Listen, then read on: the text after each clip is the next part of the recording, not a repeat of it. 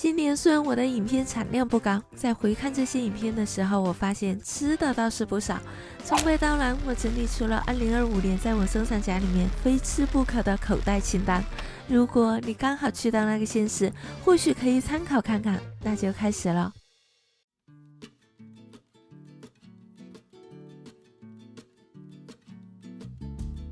我們點了一個小鍋的砂鍋魚頭，你們看，來了一個臉盆，比我臉還要大。我有跟他確認這是小鍋嗎？他說這是小鍋。大埔因為緊鄰曾文水庫，水庫的大頭鰱肉質肥美細嫩，是很好的在地食材，因此砂鍋魚頭成為了特色美食。我覺得這個小鍋的話，應該夠3到4個人吃了吧。然後裡面有一些魚肉，有一些豆皮，一些白菜、丸子，還有蝦，一些蛋酥。然後裡面有沙茶醬嘛，就一定要把那個醬給它攪勻，這樣吃才會入味。現在吃一下這個豆皮，它這個好入味，好入味哦，很有味道，但是又不會過鹹。看一下這一塊魚肉，還想吃一個丸子。再來一塊豆皮吧，這個蛋酥也是實實在在的蛋酥，我覺得蛋酥好好吃哦，存在感很強，然後吃起來有一點韌韌的。我們點的是砂鍋魚肉，魚肉炸過後香酥嫩滑，與一些時蔬和火鍋料一起加入高湯煮，湯頭時不時還飄來一些沙茶味，吸附了湯頭精華的料，吃起來清甜可口。這樣一鍋配料豐富的菜，好像是在吃鄉村版的佛跳牆，什麼都吃得到，又什麼都好吃。魚肉也好吃，外面炸的酥酥的，雖然泡在湯裡面，可是它外面的酥完全沒有軟掉，然後裡面的肉又很嫩。這家應該是生意很好，所以它的魚肉很新鮮，吃得到新鮮的味道。說了那麼多砂鍋魚，差點忘了我還點了一個筍乾肉和龍鬚菜。筍乾扣肉上面的肉，我吃前面的瘦的。扣肉也好吃，再吃一下筍。這邊好像很有名的就是他們的筍，哇，筍子也很嫩。不可能好吃到連龍鬚菜都不吃了吧？意思一下，吃一下，不然龍鬚菜會生氣的，因為冷漠了它。剛剛我們點餐的時候，老闆怕我們吃不完，我們想點2碗大碗的白米飯，他說湯量很多的，叫我們點1碗就好，可以2個人分着吃。你看，吃完了。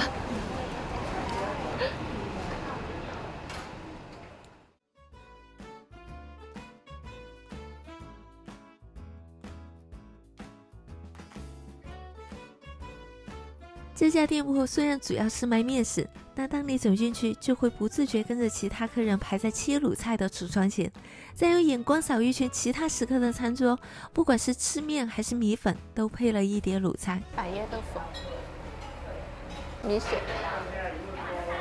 海帶、豬耳朵、豬心。剛剛吃的這些這麼一大盤，怎麼也想不到只要95元。這家店它的名字雖然叫麵攤哦，可是一定要點它的滷菜。我覺得它的滷菜才是這家店的靈魂吧。滷菜上面是淋有醬油膏的，其實我平時是不怎麼吃醬油膏的，可是它這個醬油膏不會甜膩，吃起來味道還蠻好的。滷菜不僅是好吃，而且它的切工也很好。你們看它的豬耳朵絲切得好薄，豬心也切得很薄，我就喜歡吃這種薄薄的。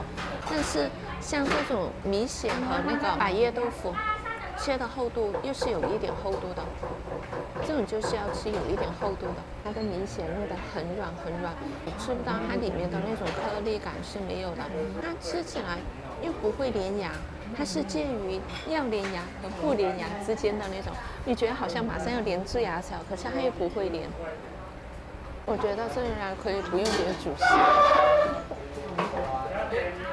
點它的菜就好了。最後說回面食，雖然也是好吃的，但在滷菜面前，它卻成了配角。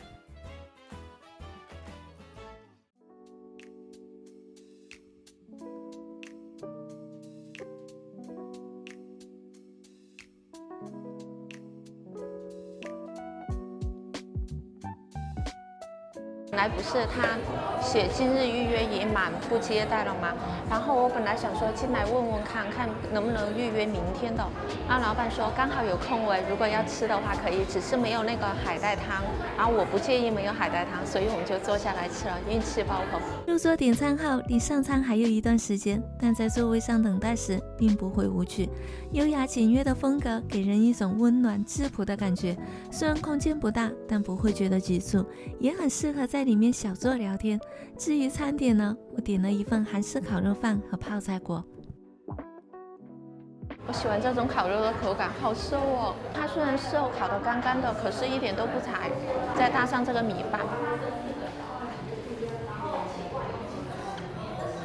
烤肉飯裡面很討喜的是，有一顆流心的荷包蛋，圓潤的樣子顯得很可愛，捨不得對它動手，但耐不住手裡勺子的衝動，還是挖了下去。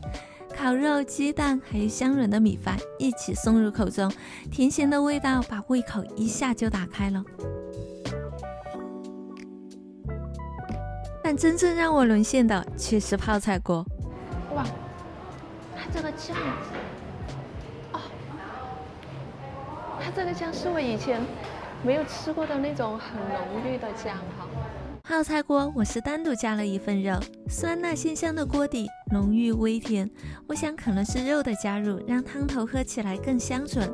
裡面的豆腐和蔬菜增加了湯頭的層次和風味，有辣味，但是溫和不刺激。再吃上幾口熱乎乎的米飯，很容易讓人有種吃到好吃東西的幸福感。好好喝啊！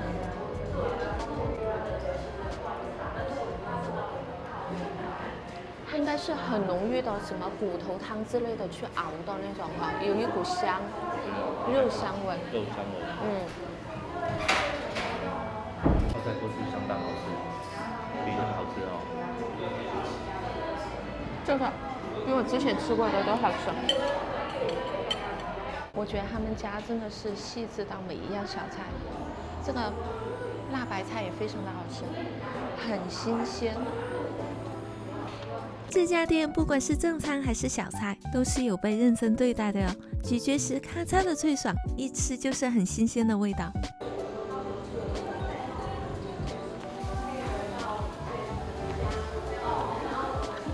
這個餐裡面它有附贈一杯茶，然後我要的是熱的綠茶，它這個茶是有機的，這樣喝一杯茶感覺好解膩哦，很解膩哈。三鶴燒餅是我在網絡上看到的人氣排隊王，1493條評論有4.3顆星，幾乎都是在說他家的燒餅有多好吃。抱着好奇的心態，一大早我就驅車前往。運氣很好的是，幾乎沒有怎麼排隊就買到了；運氣不好的是，我買了3個蔥餅，一個芋頭酥。我本來想買一個地瓜酥的，可是地瓜酥剩最後2個被我前面那個買走了，沒有買到限定的地瓜酥。蔥燒餅是一次一個人只能買4個，然後剛剛嘗了一下，它的麵皮跟我們平常吃的那種蔥燒餅不一樣，它麵皮比較像麵包的那種，比較軟，比較厚一點點，吃起來的話味道是有一點甜鹹的，我覺得還蠻合我的口味的，還蠻好吃的。它上面這一層芝麻，我覺得很香。這一層芝麻完全是點綴的那種作用，它吃起來有一點像在吃那種蔥麵包的那種感覺。我雖然是不吃蔥的，可是這種蔥它是燜得很熟的那種，我可以吃。就是我是不喜歡吃蔥的那種腥味。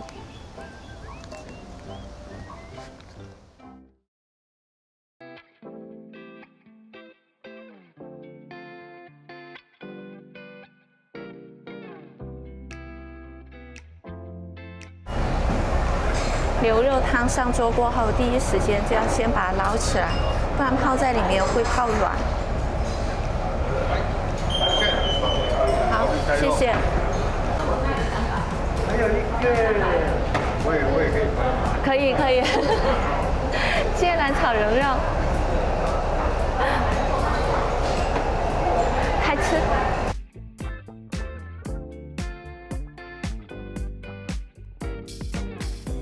先來喝一口湯。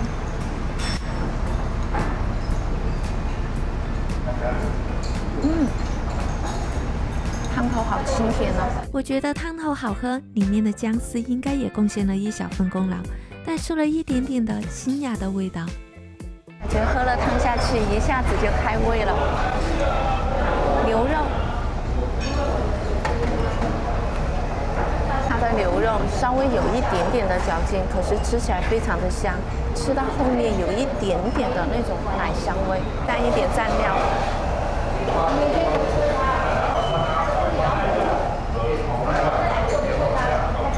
哇，它蘸料也非常的好吃呢，好鮮哦！芥蘭炒牛肉，它這个芥蘭好厲害，再來一口。我點的2份菜，芥蘭炒牛肉和高麗菜炒牛肉都很不錯。大火快速翻炒的牛肉和蔬菜，口感和顏色都維持在了最佳狀態。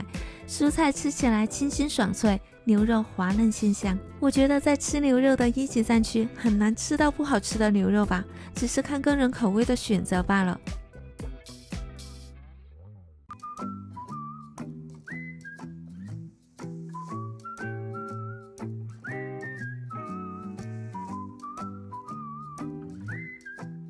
肉骨城除了吃骨邊肉，還有關東煮可以點。我覺得像升級版的黑輪灘，店內環境乾淨整齊，還有冷氣可以吹。這麼熱的天氣，完全不怕吃到滿臉化妝。最關鍵的是有很多的醬料可以搭配。沒想到肉骨城這家店比我想象的大很多，然後我覺得超級的有 CP 值。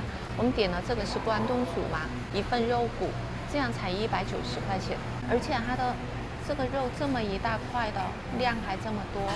現在吃吃看，這個醬料是可以自己去調配的。有一碗免費的湯，這個湯應該是肉骨煮了過後那個湯，就肉骨湯應該是。骨邊肉吃起來很軟嫩，帶點 QQ 的口感。光是空口吃的話，會有很新鮮的肉香，又能感受到筋膜的層次。如果是再加點調料蘸一蘸，它的魅力值瞬間來到了99分。我跟你們說，這個醬料，一點它的那個油辣子，一點醬油，一點點的蒜泥，加起來好好吃。這個醬料，等一下還要點1份哦。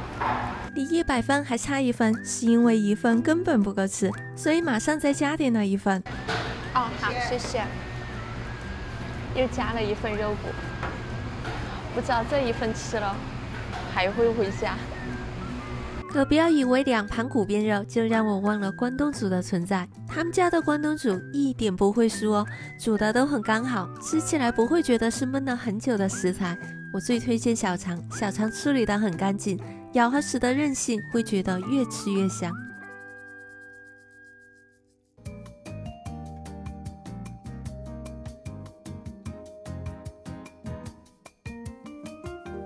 我們點了2份牛肉和1份臉頰肉。臉頰肉是店員推薦，說第一次來到這裡一定要嘗試一下。我哪裡經得住這種話的誘惑，馬上點了1份。這一塊是臉頰肉，剛剛店員推薦給我們的。他說第一次來一定要嘗一下他們家的臉頰肉，而且他們家臉頰肉說是越煮越嫩。臉頰肉是帶了一點點的嚼勁，它的筋在裡面非常的軟糯，好吃。臉頰肉看着肉質不算嫩，但真的有如店員所說，在湯裡會越煮越嫩，加上這個部位的肉帶有一點點的筋，就形成了獨特的 Q 彈感。接下來再清涮幾片牛肉來吃吃看吧，蘸一點蘸料。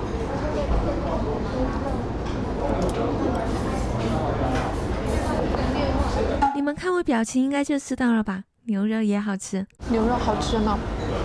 然後我覺得它的那個厚度切得很好，然後吃起來很有肉感。牛肉切的厚度不會涮幾下就縮水，保證了到嘴裡時香氣仍然能散播開來。再搭配幾口白米飯，一口接着一口。我覺得吃這種品質的牛肉就一定要配白米飯，不能配肉燥飯。總感覺肉燥飯會破壞掉它原來牛肉這麼好吃的那種味道。白米飯，現在來喝一點湯。吃到最後，不斷翻滾的湯汁吸收了所有的精華，盛入碗中，再慢慢送入口中，清甜的味道四散開來。我剛吃到一半，我突然在想，它為什麼會做這種很清甜的湯頭？我覺得是為了突出它牛肉本來的鮮嫩，因為它牛肉真的非常的新鮮好吃，然後這種湯頭結合在一起，才能突出牛肉本身的味道。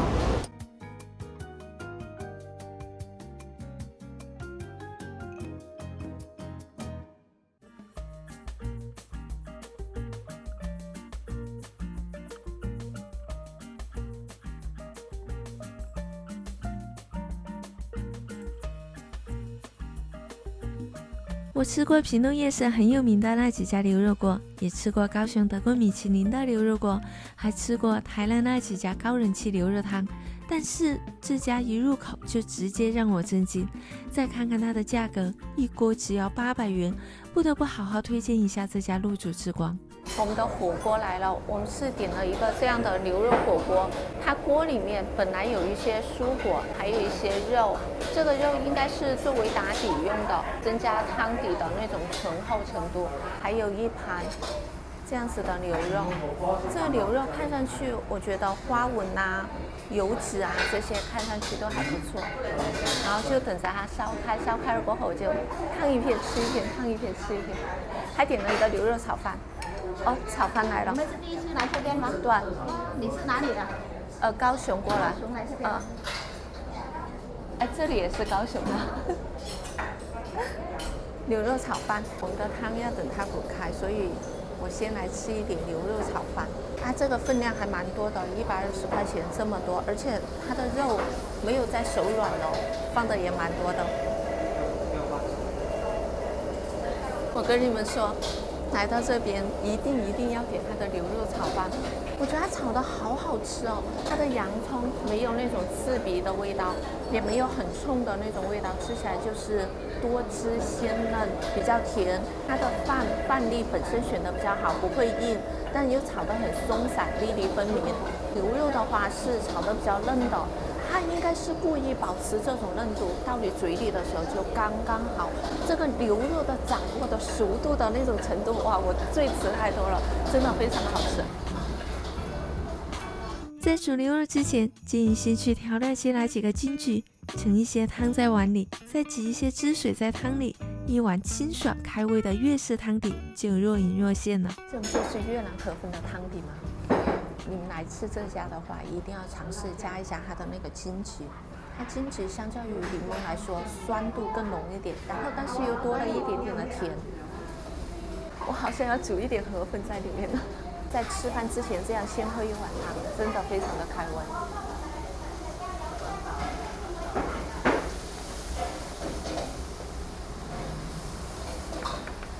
食指大動。緊接着就開始進入正題了。這幾年牛肉鍋吃得多了，自然也學會了用看來分辨肉的品質。這盤肉一端上來的時候，我就覺得來對了。果不其然，涮開後油脂均勻，肉質細膩，吃到嘴裡更是飽滿鮮嫩。怪不得我在網上收到有一個網友說，這一家下龍灣是比湖東牛肉還要厲害的一家牛肉湯鍋。它的這個肉，它切的厚度，包覆在嘴裡的那種口感是剛剛好的，而且肉吃起來也非常的鮮嫩。我很喜歡這家的原因是，即使是鍋裡打底的牛肉，也絲毫不馬虎。它這裡的生意真的好到爆，我們是星期六的中午來的，因為這裡要提前預訂，如果不預訂的話，可能就會吃不到。我們是提前預訂的，預訂到星期六的中午。哇，生意真的好好哦！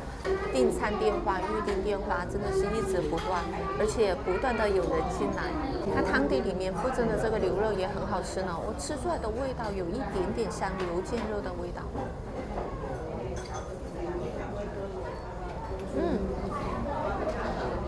這肉好香。吃起來有一點像切碎的牛腱肉，肉質比較緊密，吃起來很有膠質感。雖然比較碎，但仍然是新鮮的。要吃這家，一定記得提前1-2天打電話預訂。店鋪裡面只有4個方桌和1個圓桌，我在用餐的時候人潮就沒有斷過。對了，如果要加肉的話，我記得好像是600塊。我看網友推薦他們的烤牛肉也很好吃，這次是因為吃不下就沒有點。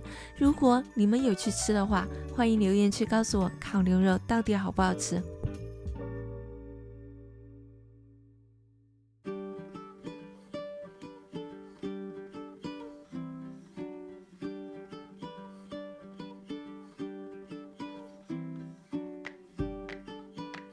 肉 Q 凉面这样一包，大包是60塊錢，我要的是小辣，它沒有內用。然後我覺得這樣吃起來稍微有一點點的麻煩，就是醬料不太好弄勻。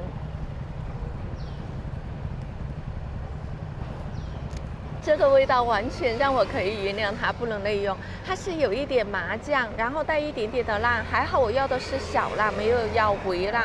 微辣的話，我會覺得可能味道就稍微淡了一點點，小辣對於我來說剛剛好。然後這個麵條是黃麵，比較粗，比較硬一點，吃到後面有一點蒜頭的香味帶出來，還有一點小黃瓜的清香，這樣混合在一起，我覺得這一碗涼麵非常的好吃。這碗涼麵應該是我來台灣這幾年吃過的比較接近川渝口味的涼麵了。不同的是，一個是黃麵，一個是鹼麵，還有一個不同的是，四川涼麵會放一點花椒。回到這碗麵好不好吃？我覺得是好吃的。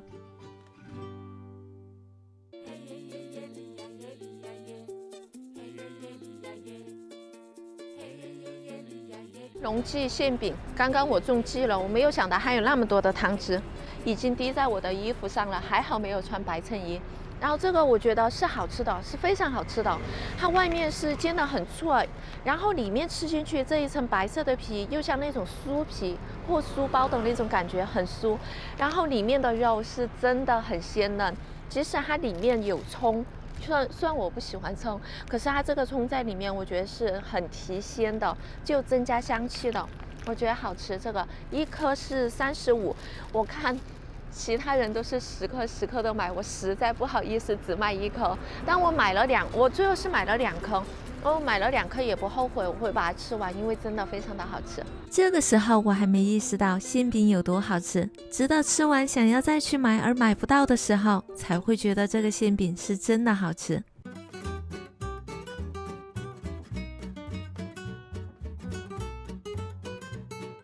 這家東山鴨頭據說是阿聯的排隊王，還不到營業時間，我前面就排了7個人。食材被整整齊齊擺放在乾淨透明的櫥窗裡，看一眼菜單，再看一眼食材，每一樣都想來一份，最後還是控制住了自己，先點一些，好吃再來。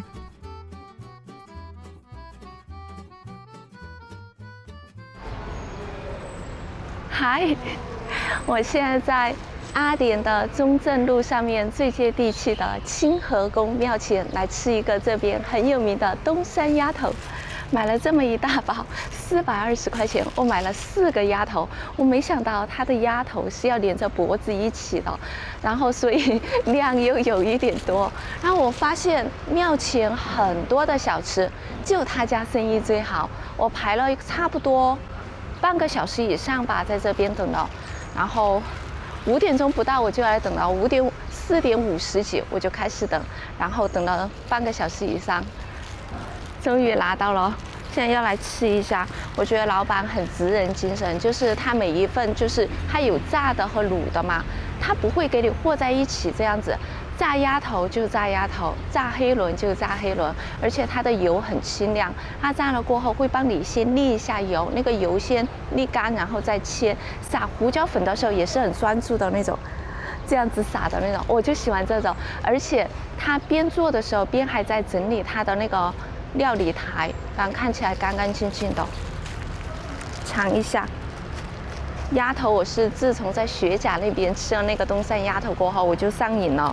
然後這一家鴨頭據說是冀美東山的鴨頭的，就說吃了這個才知道什麼是真正的鴨頭。鴨頭我等一下吃，我先來嘗一下它這個，哇，這些的味道。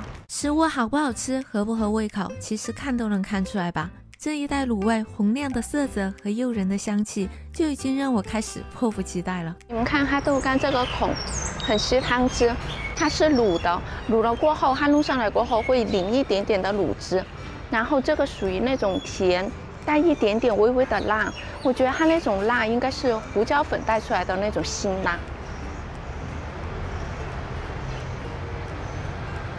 我覺得好吃，再來一個鐵蛋，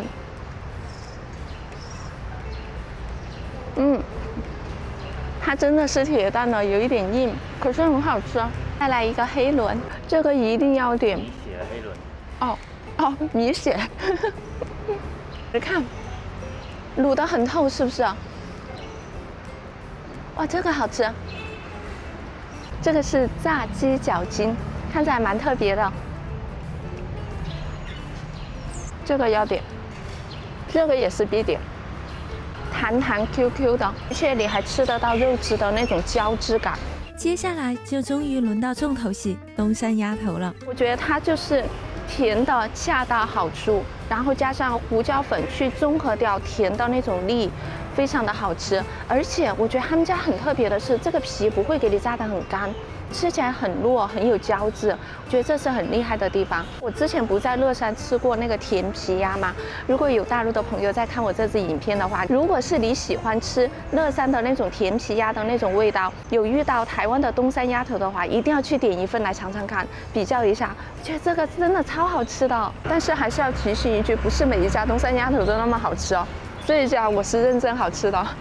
它的甜在回味的時候，其實是帶有一點點焦糖的香氣，撒上胡椒鹽後，甜味會被壓住一些，但是吃起來味道會更有層次感。最關鍵的是，它雖然是炸的，但是不會很乾柴，維持住了肉的軟糯，屬於是越吃越好吃的。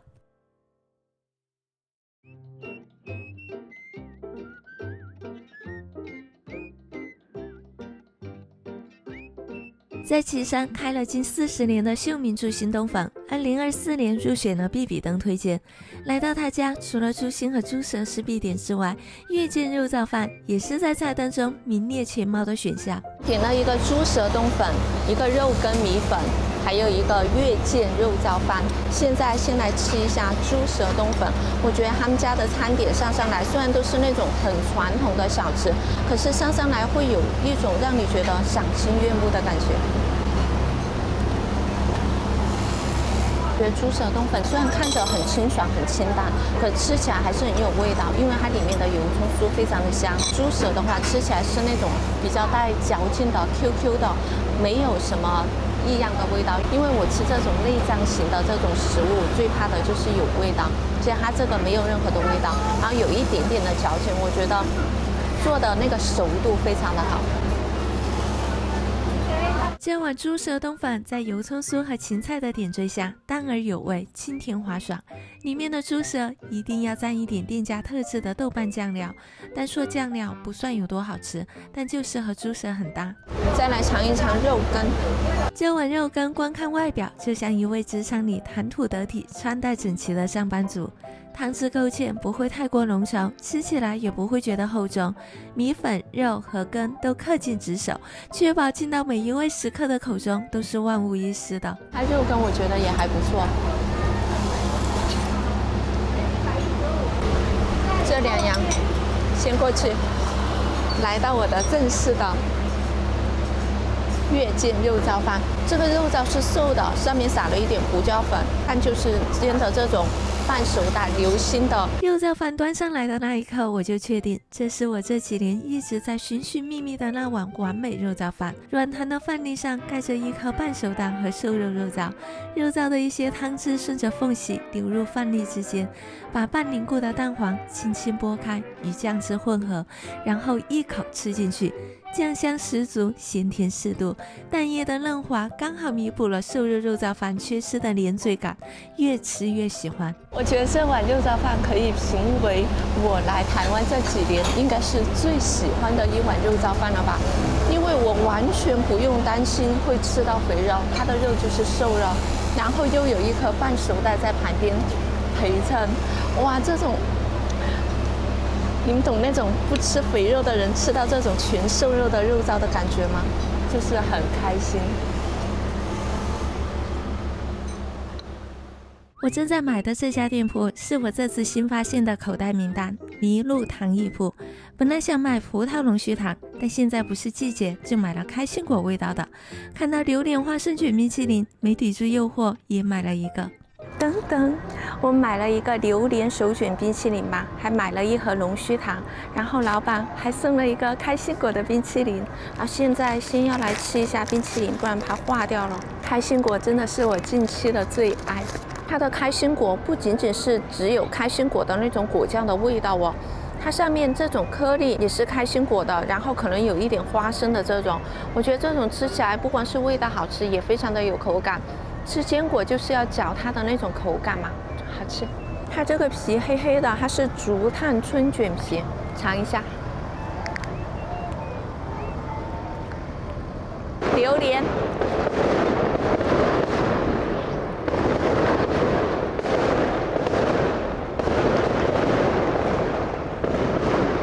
如果你們來到這家要買龍鬚糖的話，建議再順手買一個榴蓮手卷冰淇淋、花生卷冰淇淋，加了香菜的。剛剛我有問那個店員加香菜味道會不會很怪，他不會，可是很搭。如果你吃得慣香菜的話，就真的非常的好吃，它不會突兀，完全不會突兀。香菜的存在感很低，但是又有一點香菜的味道，裡面糖有一點顆粒感的這種，你吃在裡面，不管是口感還是味道，我覺得都是很豐富的。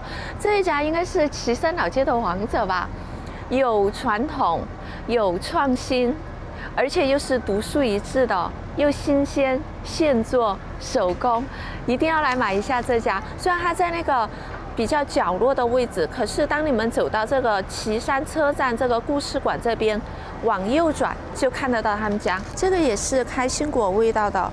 我其實想買草莓，但這個不是草莓的季節，葡萄也現在也不是當季，所以就只有開心果和原味。原味吃起來感覺會比較無趣，是我自己個人原因，我會覺得無趣哈，所以我就選擇開心果。哇，龍鬚糖這個真的是只有小時候才會吃到，它是把這個味道加在這個裡面的，包進去的，而且您看，它這個是真的是一絲一絲的，吃起來不會覺得很膩。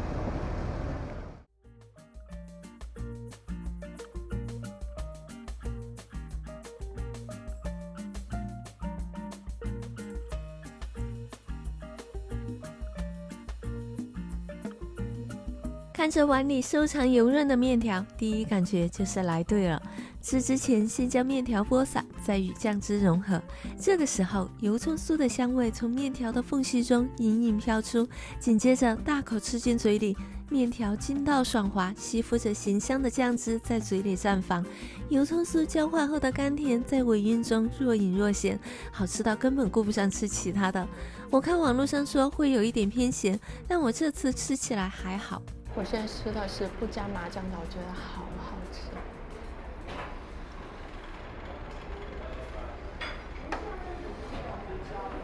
加了麻醬，我覺得他家的麻醬味有點搶戲，與其他的味道沒有相處得很好。相比較來說，我更喜歡不加麻醬的味道。加了麻醬就麵體稍微乾一點點，沒有那麼的油潤。麻醬是香的，我覺得吃到後面有回味的時候，稍微有一點點的苦。還點了一些小菜，小菜都煮得很軟爛，很入味。這個米血是加了一點滷汁的，然後有一點點九層塔的味道，很特別。然後吃到後面稍微有一點點的甜，但我覺得這種甜還是可以接受。這家在網絡上是褒貶不一的，上一次拍了這家就被網友噴得很慘。但是只說味道的話，我覺得很像我在上海吃到的一家很喜歡的米其林1星的蔥油麵。所以這次的口袋清淡，冒着再次被噴的風險，糾結再三，還是把它放了進來。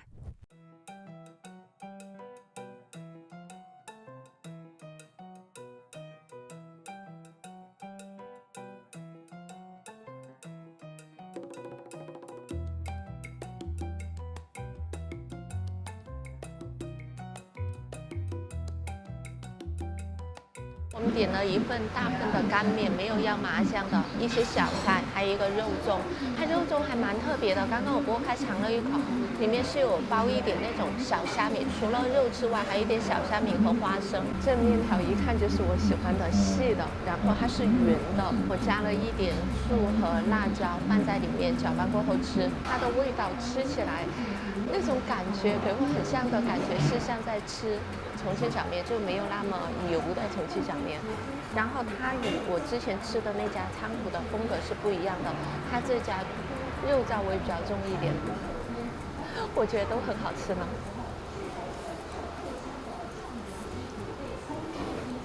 再來吃一個肉粽。其實以前我吃肉粽，我是不喜歡吃這個醬油膏這個醬，我只要花生粉。但今天加了醬油膏，我就想說再嘗試看看，能不能再給自己一個機會。我覺得它有蝦米的這個加入，感覺有一點點像在吃油飯。每年的4到6月正是黑鮪魚最肥美的時刻，也是漁獲豐收之時。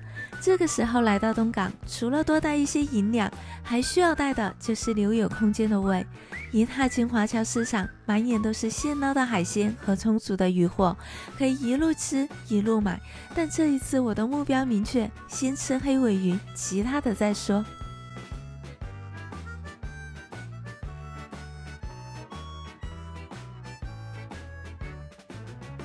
先來吃一個海鮮丼飯。這一份飯說是飯，可是幾乎看不到飯，一眼看去全是滿滿的海鮮鋪在上面。既然看不到飯，那就先不吃飯吧。鮭魚，再吃一個甜蝦。這種肉肉的顏色的魚是旗魚，然後這種白白的有點透亮的魚也是旗魚，所以它這裡面是可能2種旗魚不同的部位吧，還有鮭魚和鮪魚刺身。我們還點了一個炙燒嘛，現在我的炙燒也上來了，所以要趕緊先把炙燒吃一吃，因為怕等一下涼掉。炙燒握壽司一共有6罐，分別是比目魚、鮭魚和青魚。我特別喜歡炙燒，迫不及待夾了一塊就放入了口中。我最喜歡的炙燒鮭魚。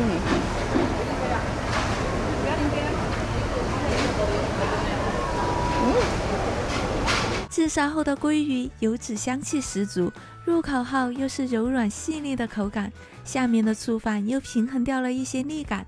就是這樣的搭配，讓我可以一口接着一口。接下來的比目魚在炙燒後表面微微焦香，魚肉的水嫩感在第2口時顯得特別突出。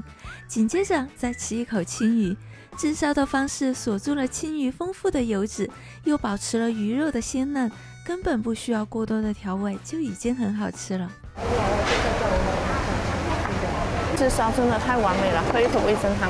它味噌湯裡面的料好多呀，而且給的很有誠意，有魚皮、魚肉，應該都是鮪魚吧，然後還有豆腐、海菜。我的黑鮪魚來了，點的是一個拼盤，有鮪魚刺身、中腹、上腹、金三角。金三角是這一湯的重頭戲。黑鮪魚的吃法是有講究的，要從油脂最少的部位開始吃。這一份黑鮪魚拼盤，油脂最少的自然就是刺身了，最豐厚的不用我說，你們也知道是金三角了吧？先來吃一塊刺身，刺身就是鮪魚的背部，比較瘦一點，它顏色是這種紅紅的，比較豔的紅色。它都做了這種斷筋處理的，你看都把切了的，一條一條。這種部位是比較瘦一點哈，它油脂沒有那麼的油潤，然後再蘸一點醬油來吃吃看。吃刺身的時候，我的眼睛已經在中腹上移不開了，那就趕緊吃一塊中腹吧。油脂稍微有，可是沒有那麼的多。中腹它的顏色就比刺身的顏色稍微淺了一點點，這個完全不一樣了。我覺得從刺身到中腹完全就是一個飛躍，它的油脂超級的香。吃到第一口的時候，你可能感覺它的肉比較軟，比較綿一點。可是多嚼幾口過後，它的油脂的香氣就蹦出來了。你們看它的顏色越來越淺，上腹的顏色就比較偏粉紅一點，油脂的分布也是那種網狀的，比較均勻一點。中馥的油脂更醇厚了，它的口感不会有那麼軟綿的，比較細膩一點點，好香哦，帶一點點的微甜。前面吃到的中馥和上馥，其實我已經很滿足了，有適量的油脂，肉質細膩又不會過於肥膩。最有趣的是，可以感受到每個部位油脂變化的風味。有了前面的基礎，接下來就正式進入金三角初體驗了。剛剛我吃到前面的部位，我覺得我這個內陸城市的鄉巴佬終於長見識了，好好吃哦！不知道金三角會不會有如我期待的那麼好吃？你看它的顏色是不是越來越粉嫩了？這種就是油脂的分布，就像河流一樣。金三角還有一個說法是海中河流，因為它一條魚身上只有2塊，下巴到肚子這邊的位置。它這個也是做了斷筋處理的，因為剛剛我看它在那邊切的時候就輕輕一條一條的劃開。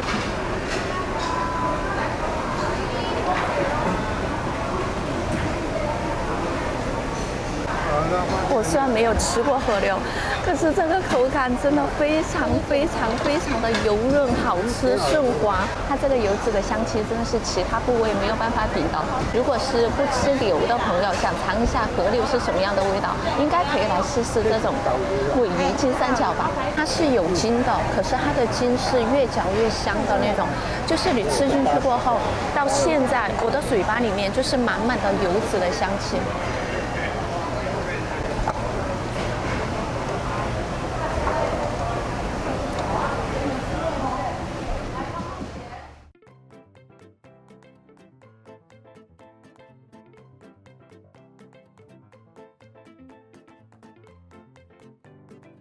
在網絡上，傳家小籠湯包有東港鼎泰豐之稱，但價格卻是鼎泰豐的1半。最讓我意外的是，居然還有鮮蚵小籠包，那就不得不點上一份嘗嘗看，鮮蚵在小籠包裡面是否還能維持住自身的鮮嫩。先來吃一個酸辣湯，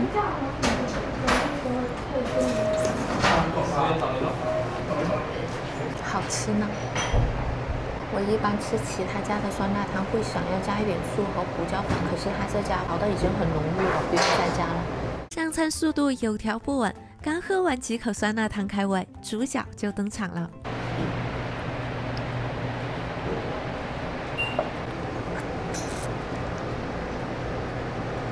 這一顆鮮蚵小籠湯包真的好好吃哦！一顆裡面有2顆鮮蚵。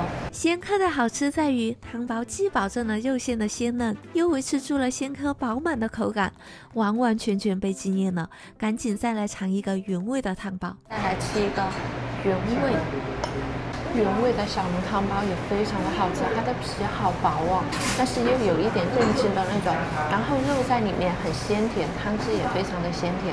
然後再來吃一個，剛剛點了一個紅油抄手。作為吃川菜長大的人，每次看到紅油抄手都會忍不住想要點一份，但每次都會被無情的暗算，不是醋放太多，就是辣油完全不對。這一次抱着湯包都做得這麼好吃，紅油抄手應該不會有太大問題的想法，果斷點了下去。雖然它的辣椒不是特別的香的那種，可是它保留了那種紅油抄手的甜辣。紅油抄手就是一點點甜辣的那種，而不是酸的。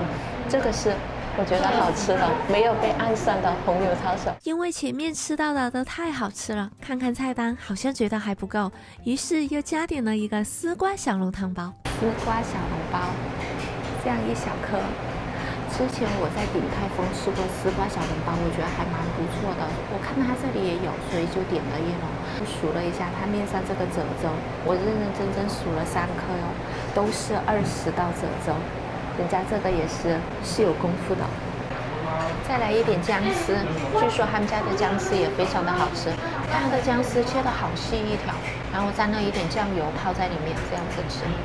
它薑絲非常的好吃，不會辛辣的很嗆的那種。然後我是先泡在醬油和醋裡面嘛，然後再夾着小籠包這樣一起吃，完全不會搶掉小籠包的那種鮮味。然後絲瓜非常的清脆又多汁。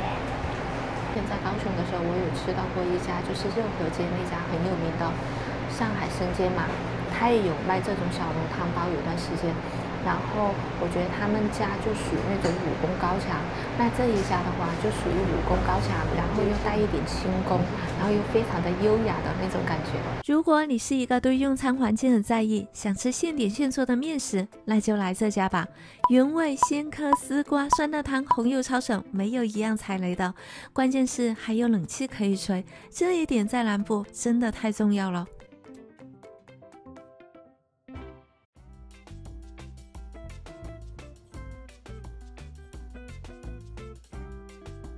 酸糕潤，我終於買到了，一盒是10條，10條是150塊錢。剛剛我吃了一點點，它的黑糖味很香，糯米和黑糖的這種組合起來，吃起來口感有一點像麻薯，可是又不是麻薯。他們家有專門在做麻薯，據說他們家的麻薯也非常的有名。我看到他在切嘛，就是馬上蒸好了過後，他就馬上把它切成條，然後裝起來。這個吃起來口感就是很軟糯，很軟糯的那種，然後黑糖味很香很香。這裡應該是有一層那種薄薄的糯米紙，你看它的黑糖在裡面，還有一點流心的那種感覺。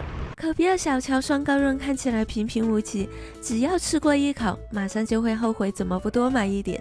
軟彈的外皮是清悠悠的米香，咬開後爆漿的黑糖又是濃郁香甜的，是一種很簡單的美味。這是我吃的第2條了，我覺得好好吃啊！慧慧，我在這邊就一直吃，把這一盒吃完就吃不下其他的東西了。這集影片到這裡就結束了喲，祝大家新年快樂，馬年賺到買瑪莎拉蒂的錢，拜。